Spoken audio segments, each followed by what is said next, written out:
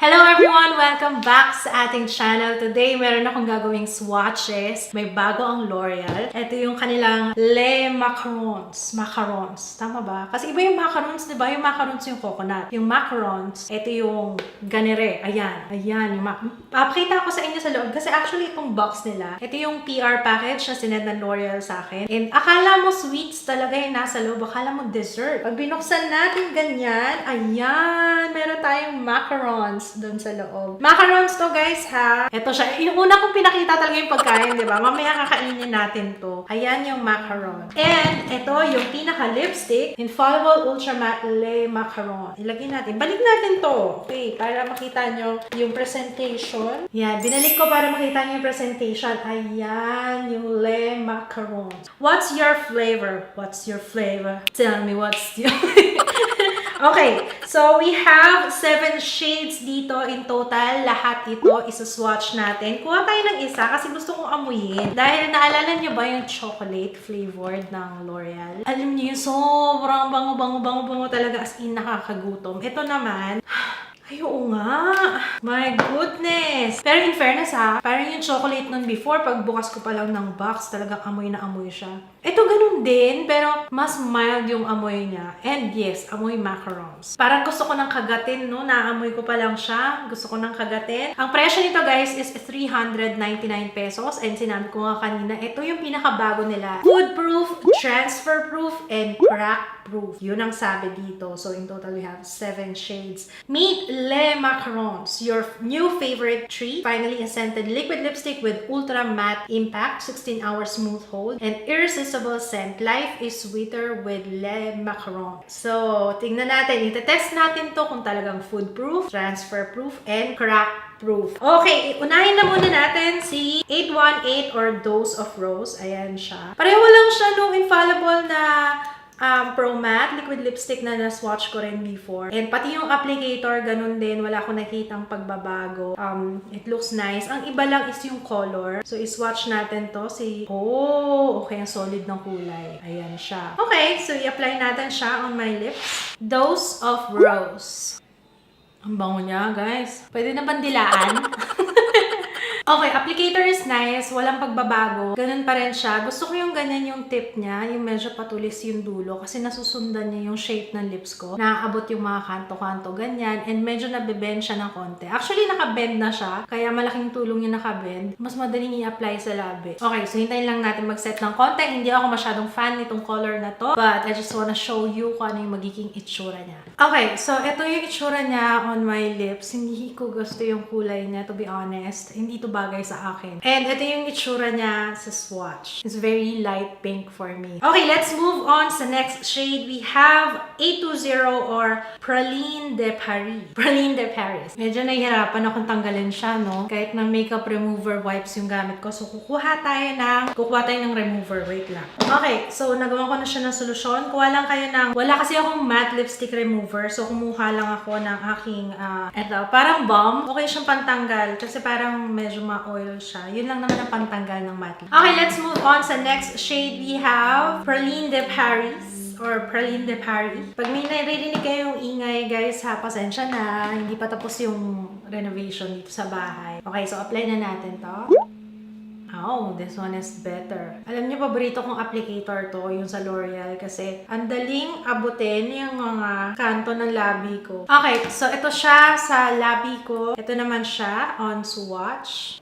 One swipe lang yan, guys. May kita niya talagang solid yung kulay niya. Hintayin natin mag-set. Maganda tong kulay na to. Okay siya pang everyday. So, ito yung itsura niya sa skin, sa swatch. And ito siya on my lips. Matagal lang siya ng konti na mag-set. Pero, give it, I think, mga 1 minute and a half. So, ulitin ko, ito yung Praline de Paris or Praline de Paris. Next shade, we have 822 or Mon Caramel.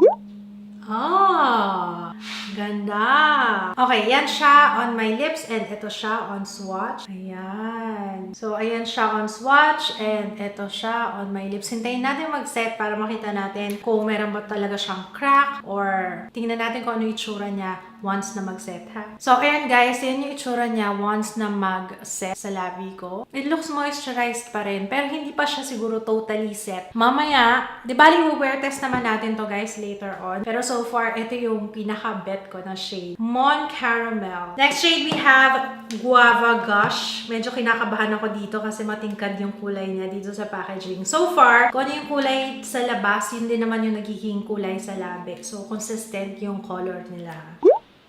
See, matingkad nga siya. Pero kulay macarons talaga. Pansin ko parang iba-iba yung scent niya. Kung ano yung flavor, kung ano yung flavor, kung ano yung shade, yan yung amoy. Ito medyo amoy guava nga. Guava na matamis ha. Yung candying guava, ganon. Nakalimutan ko siyang i-swatch sa kamay. Ayan siya. It looks cute actually. Hindi ako mahilig sa ganitong shade pero ang ganda, bagay sa akin. Natuwa naman ako. I like it. Ang ganda nung halo ng pink and peach sa kanya na very flattering pa rin on my lips na hindi ko ina-expect kasi hindi ako mahilig sa ganitong kulay. Alam niyo yan. Pero ganyan yung itsura niya on swatch and then eto siya on my lips. So far, meron na ba kayo nagugustuhan? Gusto ko to, tsaka yung Mon Caramel kanina. Moving on sa next shade, we have Infinite Spice or 834. Ito yung kulay niya sa swatch. Ayan, nice. Muted red. Let's try it sa lips. I like din. Ang gaganda ng kulay. Yung mga hindi ko ina-expect na magugustuhan ko. Ito guys, iba rin yung amoy nito. Iba yung flavor eh. Flavor talaga. Ang ganda. Ito yung itsura ng Infinite Spice. Gusto ko. Parang bagay sa damit ko. Gusto ko. So, ito siya on swatch and ito siya sa labi. Walang pagkakaiba guys ha. Kung ano yung itsura niya sa swatch, ganun din yung magiging itsura sa labi. Ewan ko ha, case to case basis siguro. Sa akin, ganun yung napapansin ko. Down sa last two shades na meron tayo so far, isa pa lang yung hindi ko talaga nagustuhan. Yung 818 or Dose of Rose, yun yung medyo light talaga sa akin. Hindi siya flattering for me. Okay, next, Infinite Vanilla naman tayo. Mukhang may potential din tong shade na to. Ganito yung mga bet ko eh. So, kung ganito talaga yung magiging itsura niya sa aking labi, I would say nude to. Nude brown. Medyo light. Okay, so ito siya sa skin and ito siya on my lips. Ang putla. I have to be honest sa magiging itsura niya sa labi ko and this one, hindi ito yung nude brown para sa akin. Ito yung medyo malayo. Sayang, sana ganito sana yung itsura niya o kung ano yung itsura niya sa lalagyan. Pero nung in-apply ko siya sa aking lip, very light. Alam niyo yung, ayan, mukha kong may sakit, mukhang maputla sa akin. So that's Infinite Vanilla. Sayang, maganda pa naman, hindi bagay sa akin. Lastly guys, we have Berry Sherry. Berry Sherry. Sherry. Bango. Ito yata yung pinakamabango. Amoy fruits na. Sige, swatch muna natin on my hand. Ayan siya. Sobrang bango. Oh my gosh. So, ulitin ko guys ha. Depende sa shade. Iba-iba talaga yung amoy nila. Okay, so ayan si Berry Sherry. Berry Sherry on swatch. And ito siya on my lips. Matingkad yung kulay niya, guys. And very vibrant, very lively yung color niya. And I would wear this. Gusto ko to. Okay, so napili na akong shade na susuotin ko for today. Yung babagay sa aking damit. Yun si Infinite Spice. Ayan. Minsan lang akong magganitong color. Pero ito nagustuhan ko yung... Gusto ko yung pagka-red niya. Alam niyo yun? So, ito yung susuotin natin. So, ayan guys. Bumalik ako kay Infinite Spice. Ito talaga yung pinaka-bet kong color dito. Nababagay sa damit ko for today. Ito yung i-wear test natin. Okay. Unahin ko sa application guys ha. Mas gusto ko talaga. Hindi ko alam kung nasabi ko na to before. Pero sa lahat ng liquid lipstick na na-try ko, ito yung pinaka-maganda yung applicator. Gusto ko yung ganyan na bent talaga siya. Kasi naaabot niya yung kasulok-sulukan ng lips ko.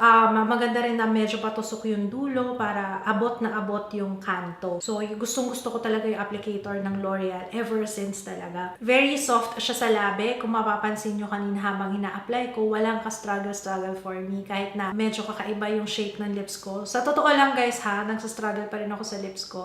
Good thing, maganda yung applicator, smooth yung pagkaka-glide sa aking labi kasi maganda yung formula nito. Medyo thick yung consistency nito guys ha, considering this is ultra matte. So, ayun. Pero ang kagandahan naman sa kanya is talagang solid yung kulay. So, i-wear test natin to kung pareho rin ba nung mga Infallible liquid lipstick na na-try ko before. Pero so far, wala akong nakikitang nagka-crack kahit na nagsasalita ako habang hinihintay ko siyang mag-set. Sige, zoom in natin. Ayan, para kitang-kita niyo talaga. Ayan.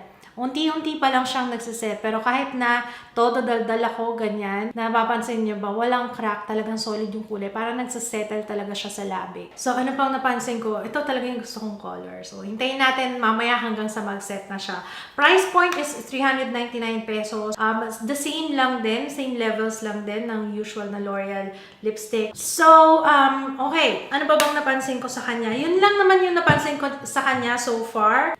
Ito pa napansin ko, medyo matagal nga lang talaga siyang mag-set. So, bibigyan mo siya ng 1 to 2 minutes para totally mag-set siya sa labi. So, that time, wag muna kayong iinom or anything na ididikit nyo sa labi nyo, wag muna. Hintayin nyo muna mag-set siya totally. And I would also suggest na manipis lang yung application. Pagka ganitong matte liquid lipstick talaga, I highly suggest na manipis lang yung i-apply nyo. Kasi pag nilagyan nyo ng marami, it will tend to crack definitely. So, konti-konti lang. And para comfortable pa rin siya sa labi. Okay, siguro ang pinaka-selling factor sa akin dito is yung amoy niya. And take note ha, hindi pare-pareho yung amoy nitong lahat. Depende sa shade, kaya bongga talaga. Gustong-gusto ko yun. Okay, so yan lang muna guys. Babalik ako mamaya for an update. And kain din tayo ng kainin nga natin to. Yan, sige guys. Ayan, kainin natin to, no? Punta tayo sa baba. Okay, I'm ready to eat. Kainin na natin tong macaron. Pakita ko muna yung lips ko up close so you can see kung ano itsura niya before. Ayan. Maganda siya, oh. Hindi nagka-crack yung labi ko. Talagang kung ano yung shape ng lip, kahit na medyo may uka,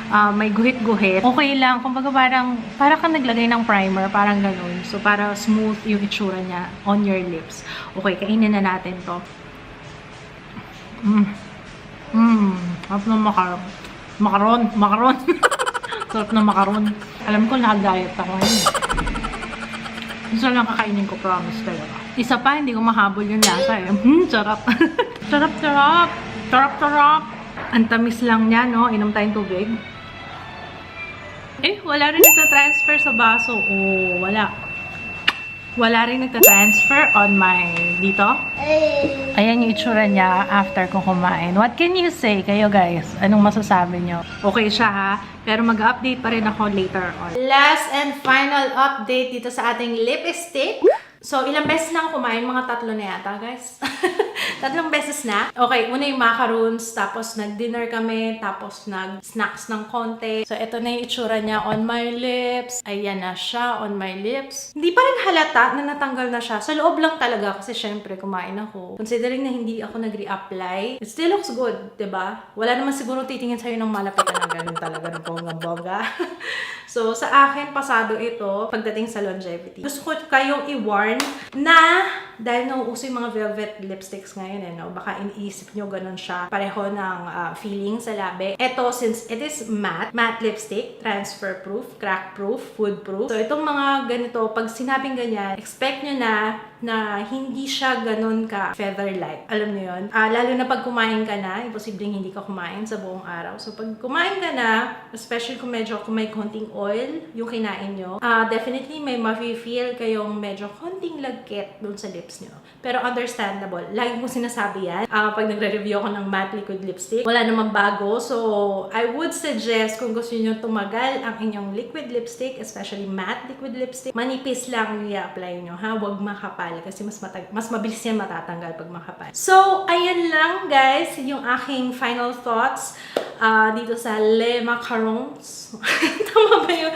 Hindi ko alam kung tama yung pronunciation ko. My goodness. Sana nakatulong itong video ko na to. Pati yung swatches, kung gusto nyo mag-try, at least na i-swatch ko sa inyo on my lips. Comment kayo sa baba kung ano yung mga natipuhan yung shades. Feel free to comment down below. So, in total, naka 9 hours na tayo. Hindi na ako nagpaabot ng 16 hours kasi sobrang haba na nun guys. Ano? Pero I would say the same lang sila ng formula doon sa Infallible na ni-review ko before. So, halos walang pagkakaiba. Pareho lang na formula. Ito lang yung mga shades lang yung naiba and yung scent.